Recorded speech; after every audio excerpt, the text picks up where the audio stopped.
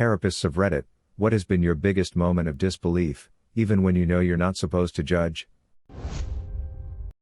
I evaluated a child and had to provide testimony in family court. During the session, I learned that the mother had rented her oldest daughter to friends when the daughter was between 15 and 17 years old. The mother pressured her daughter by claiming that she had to do it to prevent her siblings from being homeless and hungry. Unfortunately, most of the money was used to support the mother's substance abuse.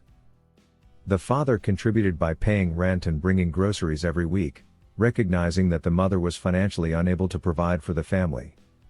At that time, custody arrangements were split 50-50. Despite the circumstances, the judge did not terminate the mother's parental rights and granted her supervised weekend visits. The judge expressed uncertainty about the mother's intentions, stating it wasn't clear that she intended for her friends to exploit her daughter. She emphasized the importance of children having a mother in their lives. To this day, I find myself reflecting critically on both the mother and the judge's decisions. I once had a woman bring her child in for academic difficulties. It was evident that the child had fetal alcohol syndrome. When I gently asked the mother if she consumed alcohol during her pregnancy, she confirmed that she did. Upon explaining that this was likely the cause of her child's academic issues, she responded, "I don't feel bad about it." Fetal alcohol syndrome always leaves me in disbelief. The child clearly had fetal alcohol syndrome. What happens to these kids in the long run? How do they turn out? Are they self-sufficient? It's a spectrum, so the impact of fetal alcohol syndrome can vary significantly. It particularly affects judgment, planning, and impulse control. As a result, even individuals with relatively strong skills may face challenges and get into trouble without some form of social assistance. From what I understand, there is a wide range of impairment. Some individuals may require care home living, while others can live more independently. I have 3 cousins with FAS, and the only one that is self-sufficient and normal was born very premature and essentially missed out on the last few months of marinating. I knew someone with fetal alcohol syndrome, and consequences seemed to have no meaning for them. You could tell them the stove was hot, but they couldn't grasp that it meant they would burn their hand if they touched it. It's difficult to fully understand how conditions like this can rewire the brain and impact life until you witness it firsthand. For them, every basic cause and effect lesson felt like water off a duck's back. This often led to them being abused and taken advantage of, in addition to struggling with poor decision-making. I have an adopted family member with fetal alcohol syndrome, and as a child, she would pull the legs off frogs, terrifying behavior. Her adulthood has also been challenging. She has had 2 children who were taken away at birth. Additionally, she is facing breast cancer but has chosen not to pursue treatment for some reason. She has a part-time aide who helps her at home because she is not capable of living independently. Not gonna lie, I was looking through these comments to see if animal torture was considered normal for fetal alcohol syndrome. The neighbor kid I grew up next who would leave animal parts on our sidewalk, and until we figured out it was him, my mom used to get really mad at our cat for it. I believe there is a spectrum, just like with anything else. My youngest daughter, who I should mention is adopted, has fetal alcohol syndrome and faces severe learning difficulties and mental health challenges. However, she shows a remarkable amount of empathy and kindness towards animals. She would sooner harm herself than even mildly inconvenience an animal. I have a friend who seems to function normally during conversations, but he constantly cycles in and out of homelessness. Whenever he does get a place to stay, often with very few conditions, he ends up sabotaging it by stealing for takeout, video games, and alcohol. Eventually, he gets kicked out and finds himself back on the streets. Despite appearing perfectly normal in many ways, he struggles to keep a job. It feels like every time he starts to improve, there's a slow slide back to self-sabotage. I wonder if fetal alcohol syndrome might be a factor in his behavior. I had a preteen client whose guardian frequently requested progress notes to see how they had been doing. However, it's against clinic policy for clients and their parents or guardians to access these notes. They can access everything else, though. The client was described as very defiant by others, but throughout their treatment with me, they were a wonderful kid.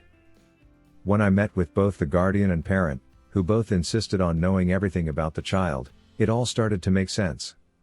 Once the parent requested to switch therapists simply because I declined their request for the notes, I realized how unhealthy the family dynamics were. I felt bad for the kid, as they were beginning to open up more about how these dynamics affected them. We had established a good therapeutic relationship. It reminds me of when my parents made me switch therapists.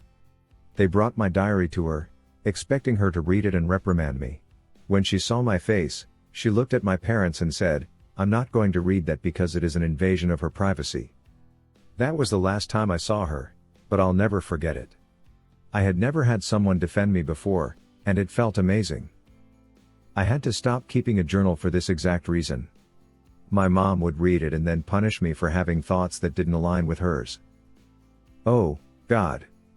My diagnosis changed from major depressive disorder to PTSD, and then my mom started calling the therapist to ensure she knew I had a history of lying. She also began hounding me about what was happening in my sessions because she was the one paying for it. My therapist told me this so my mom couldn't use it against me or act like there were conversations between them that I was unaware of. God bless her. I started my first-year practicum at the county behavioral health working with foster kids. I shadowed my coworker during a session with a 10-year-old. On the drive back to the office, she informed me that the child was a victim of repeated childhood sexual abuse and had formed a strong bond with her caregivers, wanting to stay with them. However, her CPS social worker was actively trying to reunite her with her mom, who was still living with the boyfriend that sexually assaulted the client. The therapist continued to advocate for the client to remain with her caregivers, as that was what the child wanted as well. I just cannot believe that childhood sexual abuse isn't an immediate reason to prevent a child from going back to a home where the perpetrator is still in contact or living with them. I just cannot believe that childhood sexual abuse isn't an immediate reason to say no to reunification if that person is still in contact with or living with the perpetrator. This problem shouldn't exist in the first place because the perpetrator of the abuse should be in jail. I heard concerning information about the way a child was being treated, not my patient, but a sibling of a patient I had never met. I called CPS and reported it that day, and the following day I found out the child had died. It was traumatizing, and 6 years later, I still think about it a lot. You did your best to help this poor child, and that counts for something. So many people do nothing, expecting someone else will take action. To everyone else, speak up.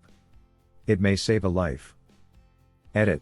I'm so proud that this is my most upvoted comment. Same, I was with CPS. I did everything right and followed protocol, only to get the call the next day that the mom had killed her. You're not alone, there are many of us out there. It's been 5 years, and I still think about her as well. Hey everyone. Welcome to the Reddit Universe YouTube channel. Today, I'm excited to take you on a journey through YouTube as I explore some of my favorite video playlists on the Reddit Universe channel. I'll also show you how to find the amazing Reddit Universe channel through a simple Google search. First, let's dive into YouTube and check out my playlists. Reddit Gems. Top Picks.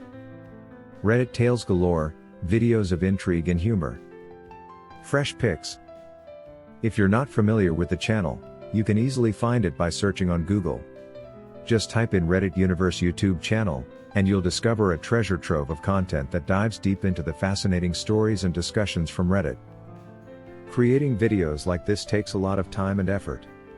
From planning and scripting to editing, it's a process that requires dedication.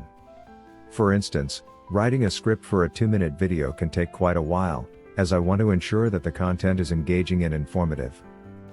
If you enjoyed this video, please give it a thumbs up, share it with your friends, and don't forget to subscribe to the Reddit Universe YouTube channel for more content. Your support means the world to me and helps me continue creating videos for you. I would like to thank each and every one of you for your support. Thanks for watching, and I'll see you in the next one. Consider subscribing if you enjoyed this video and if you want to see more of Reddit Universe.